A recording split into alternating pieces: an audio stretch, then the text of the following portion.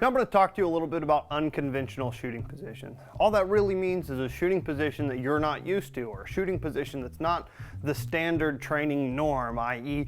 isosceles or weaver. You don't get that perfect full extension. There's all sorts of things in your environment that may cause that to be the case.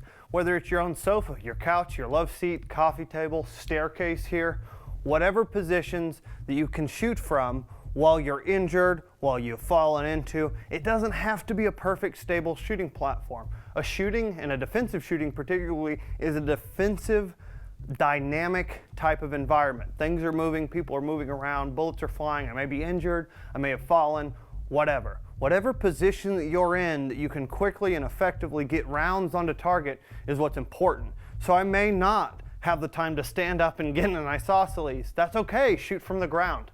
It's okay, shoot around your coffee table. Use what you have in your environment to your advantage. If I've been hit and I fall into this staircase as I'm drawing my gun, I may be able to stabilize or use this as a brace. I come over, I use this as a brace and shoot in the background.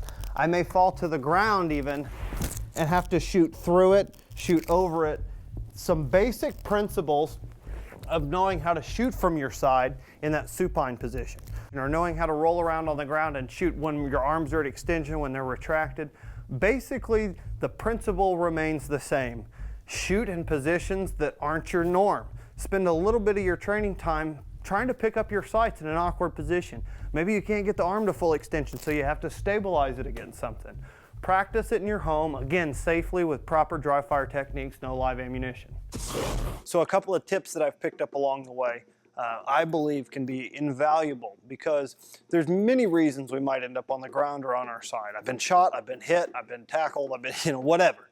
So for the sake of this scenario, we have a couple of targets here, and I'm going to move around and show you those engagements from the ground. It's actually quite mobile and agile once you're there.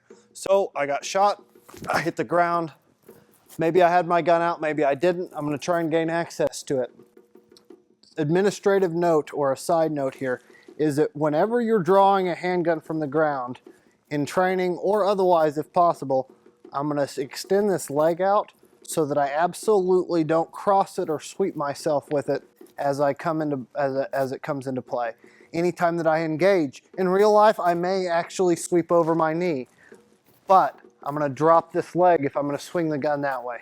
So from this position, let's say I needed to shoot behind me or from my back, I could very easily arch my back, extend my sights, and get hits on that target. Bring it back in, again, extend, press, press, press, and I got hits on that target. There's no reason I can't do this live fire either. Now, if you're going to do it live fire for real on the range and practicing, you need to make sure that you've safely and efficiently made all your safety checks, and you have somebody there, preferably an RSO or the range staff, to make sure that you're not aiming upward towards the sky, or when you come out, you're going to be aimed uprange. So you may not have the ability to practice this on your own. This is where the cert comes in handy, both outside at your house and on the range. You just let them know, hey, this is not a live fire gun. I'm just going to be doing some laser training with it. I hit the ground, I arch back, press, press, press. I can come back in. Now, if it's this target over here, any target, I can simply roll this direction. I put the leg down to the side that I'm going to, and I can extend the gun, press my shots, come back in, extend the gun, press my shots. I have a wide range of motion. I can roll to my stomach if necessary and shoot from here.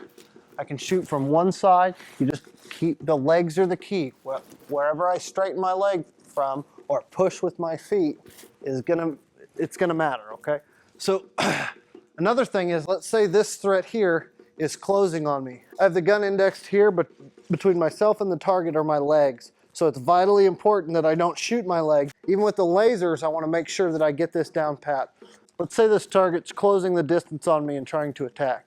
I can certainly defend with my feet, defend with my feet, defend with my feet, defend with my feet, plant my feet when it's time to engage, and engage.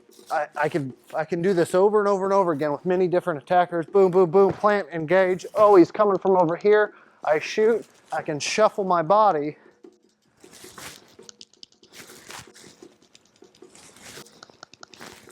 I can essentially get 360-degree engagement from the ground, from my back, in a stable position that was previously looked at as a position of disadvantage. Okay, so now we're gonna validate some of those awkward shooting positions. It's gonna suck. It's gonna suck when you're in the prone wherever you're at, whenever you're down rolling around on the ground.